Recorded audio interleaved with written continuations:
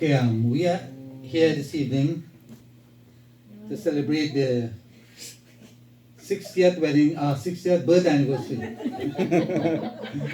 of Sandra. So, Oh, goodness. I don't intend to get married again. So, yeah, so 60 years is a very beautiful landmark in one's life. Many people don't live that long. So when you live that long, it means God has something specially for you.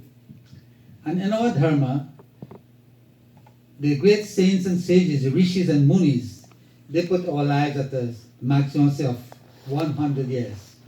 Many don't make that, many surpass that, but for the purposes of this age, they say life expectancy is around 100 years. And they have this categorized this 100 years in four groups or 4 sessions of 25 years each. And we are told that the first 25 years is referred to as the brahmachari state, in which one goes to school, one studies with the guru and so on, and you do all forms of preparation to meet life ahead. The second stage is the grihastha ashram. That's the householder, where you get married, you raise your kids and so on, you help the community and what have you. She has done all that 50 years ago. And in the next 25 years, that is called the vanaprastha. The vanaprastha is like the forest dweller, buns the forest. So the forest dweller, but now in today's world we don't go to the forest. But what it means that one gradually begins to separate oneself from the life of the householder and the mundane life and start dedicating yourself and dropping by degrees the attachment to the world. So that is the state that Sandra has reached. And then finally, one reaches from the 76th to the 100th year, one reaches the sannyas state, where there is total renunciation. You forget house and the world at large. There is no relationship with the world. The relationship is with the divine. There was such a king and queen, Manu and Shatrupa. And when the king reached the 4th stage of his life, he's saying to himself, nobody's telling him, but he's saying to himself, you know something, I have reached the 4th stage in my life, that's the sannyas stage. Why should I have given up everything? But yet still I have this taste for the world. And when that realization came to him, he gave up completely the kingdom.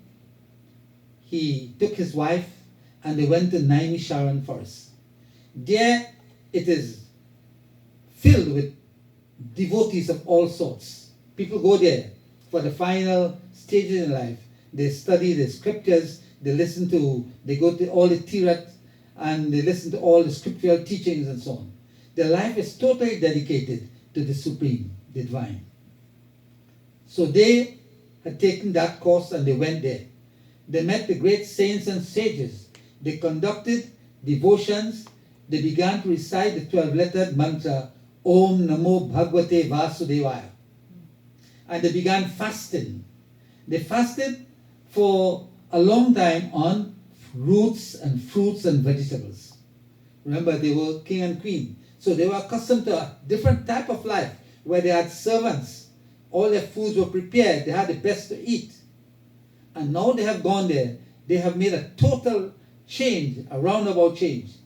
But they never miss, for any reason at all, their life as king and queen. Because they had made a firm resolve in the mind that our purpose now is only purely to see the divine. And then they began, after that, when they developed spiritually, they gave up these roots and fruits and vegetables, and they lived only on water. And they did so for 6,000 years. In Satyug, the span of life was 100,000 years. And then in Treta, it was reduced to 10,000 years. And then in Dwapar to 1,000 years. And finally, in this Yug, 100 years. A multiplication by 10 all the time. So they are saying here that for 6,000 years they lived only on water. And each time they continued to grow in spirituality, they had the power, their bodies became very small because they were not eating as per usual. But that didn't deter them. The body is not the matter. They continued to service the divine. And then they gave up water completely and lived for 7,000 years on air. So to live purely on air, you have to be really, really good in terms of spiritual development. And after that, they gave up air. So great was their devotion that they had that power to do it without air. The body mechanism itself began to work in a special way where they didn't even need that air. And then they gave up air completely. They stood on one foot and they keep on reciting. And so profound was their devotion that Brahma, Vishnu, and Mahesh, the triune God, all of them, tried to awaken them to ask for a boon. And they were not successful. But Vasudeva, that is the Almighty Divine who supersedes Brahma, Vishnu, and Mahesh, a thunderous voice from the heaven sounded. And these people were re-energized when that sound came. And their body became back full. And so powerful was that sound that they were awakened. And the sound is asking, ask for a boon. I am deeply pleased with you. Ask for a boon. So I want to begin from that point. They say the sound of the voice, even though it was loud, it was very soothing to them. Their bodies became filled. And they were asking, the purpose for their meditation and devotion was to see with these physical eyes the divine.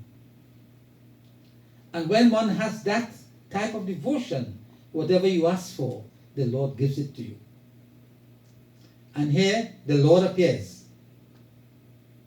And I want to begin from this point. Tulsidas sings in Dua.